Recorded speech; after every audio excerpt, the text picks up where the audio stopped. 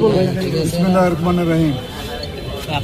মহান আল্লাহ তাআলার কাছে লাখো কোটি শুকরিয়া আদায় করি।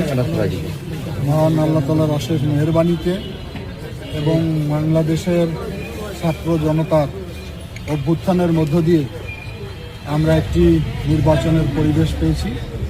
যারা এই আন্দোলনে শহীদ হয়েছে তাদের আত্মার প্রতি আমি গভীর শ্রদ্ধা জানাচ্ছি। যারা পঙ্গুত্ব বরণ করেছে তাদের প্রতি সহানুভূতি জানাচ্ছি। আমরা আশা করি এই দিনটির জন্য আমরা দীর্ঘ 17টি বছর একটি ফেসিবাদী শক্তির বিরুদ্ধে লড়াই সংগ্রাম করেছি। আশা করি আগামী অনুষ্ঠিতব্য 12ই ফেব্রুয়ারি যে নির্বাচন অনুষ্ঠিত হবে এটি শান্তিপূর্ণ, অংশগ্রহণমূলক এবং আনন্দমুখর হবে।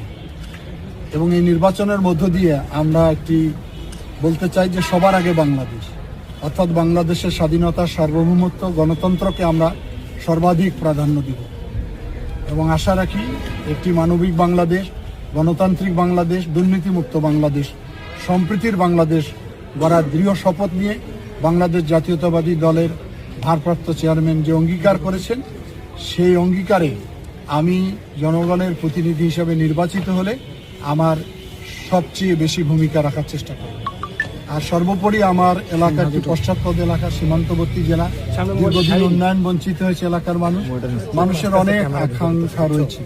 সেই আকাঙ্ক্ষাগুলো বাস্তবায়ন করার চেষ্টা করব, যাতে করে লালমনিরহাট একটি সমৃদ্ধ অঞ্চল হিসেবে গড়ে তুলতে পারি, একটি শান্তিপূর্ণ জেলা হিসেবে তৈরি করতে পারি, একটি মাদকমুক্ত, নিয়ন্ত্রিত এবং যৌতুক নিয়ন্ত্রিত একটি শান্তির নীড় হিসাবে যাতে আমি তৈরি করতে পারি, সেটি হলো আমার প্রধান লক্ষ্য।